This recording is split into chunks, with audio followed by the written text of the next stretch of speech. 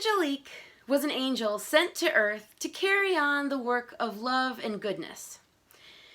She was to love people and to teach them in times of need. She studied in heaven at the feet of Jesus, and they were the best of friends. She was even a court jester at times, making her heavenly parents laugh until they were rolling on the floor. All of her life on earth, Angelique was very careful about hygiene, cleanliness, and germs.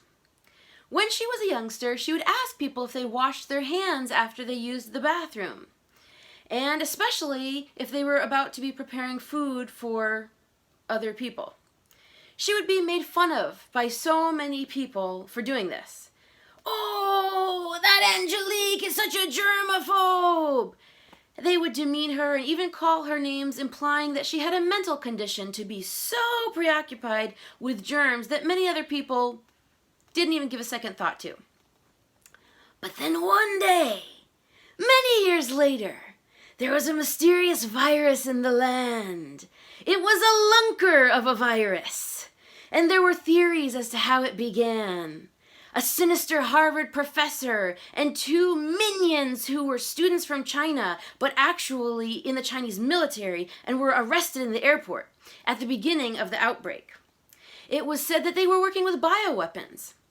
Others had amusing stories about someone making a soup with a bat and a pangolin, and they ate it, got sick, spread it to everyone, and that would be the story they told their grandkids as to how they ran out of toilet paper.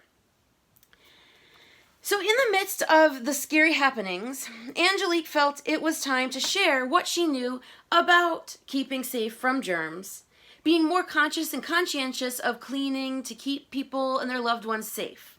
She wondered if she should keep quiet about this, and decided, well, if Dr. Oz felt it was pertinent to share proper hand-washing technique, she would pass on the messages. So even though she was a big proponent of hand-washing, she too learned a few new techniques. Now, during the portion that will be shown, she thought that Dr. Oz may have named this since he may have some ancestry from this area. But either way, being a doctor, they learned this in med school. So not only do they wash like this, but first you turn the water on, you get the soap in your hands. You let the water run so that you're not reinfecting yourself touching the faucets again. So of course you're going to wash the way that most people do, like this. And then you want to make sure to get the back of the hands in between the fingers. And then Dr. Oz did something he calls it the Turkish twist, where you go like this, put the hands like this, and you twist like this. And he says you can dance while you do it. And then you take the tips of your fingers and rub them like this. Now, someone might think that this process is for the purpose of washing this part of the hand, but it's actually to wash the fingertips, which get some of the most use and germs on them, and even underneath the fingernails, which Dr. Oz says should be kept very short. So you do this as well, and he said it should take up to a minute, even though many people are saying 20 to 30 seconds. But after all this, then you have done your washing more thoroughly, and you would rinse, dry with a paper towel, use that paper towel to turn off the faucets, and keep it until you use it to open the door handle, and then throw it in the garbage upon exiting.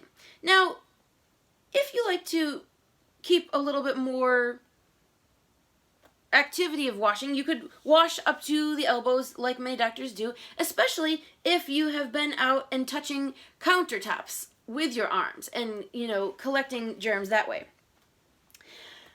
Additionally, Angelique wanted to teach people that awareness can really help people decrease their chances of becoming infected.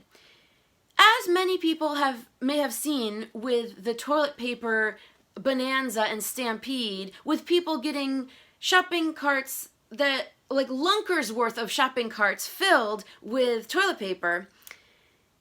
At the exit of BJ's, they are known to take your receipt from you and check to see you have the same number of items that are in your cart. Then they check it off and give it back to you. Now, at a recent trip, Angelique noticed that the checker was wearing gloves, so that can give a false illusion of security and safety, because even though they're wearing gloves, they're touching everyone's receipt, and everyone has touched their own receipt and possibly also touched the cart that has been germified. So if they are, that's just a really big hub of exchanging germs. So what Angelique noticed was, she said to the checking out person, "Good sir, might I hold like an ancient scroll in front of you so you may peruse this lunker of a receipt and then just check it off with your marker without actually taking it into your hand?" And this was very possible to be done, and thus Angelique again sidestepped a lunker of an infection by using these techniques. Additionally, one could cover their remotes in their household with plastic wrap. It's a very simple process. You merely you could just pull some out, usually put it down so that it would be smooth, wrap it up, cut it off, and now you're safe. Usually it will stick to itself. You could tape the back as well, but now it's much easier to clean and keep out of the deep crevices of the remote. So, in the end of this lunker of a virus, there were those who still would roll their eyes at Angelique and all the wise people of the land, who then went on to contract the virus. While some of them lived, they still spread it to their loved ones, senior citizens, their parents and grandparents, and likely were responsible for killing many of their beloved ancestors. Since those ancestors had enough sense to stay inside the house when they were told to and stay away from the pandemic, they would then have it transmitted to them via these people that would roll their eyes at Angelique. And then those relatives who passed on the virus would have to live with that guilt the rest of their lives. The smart people followed the advice of the wise sources and took the care to wash their hands more carefully, since Dr. Oz did say that could cut your chances in half of getting the virus.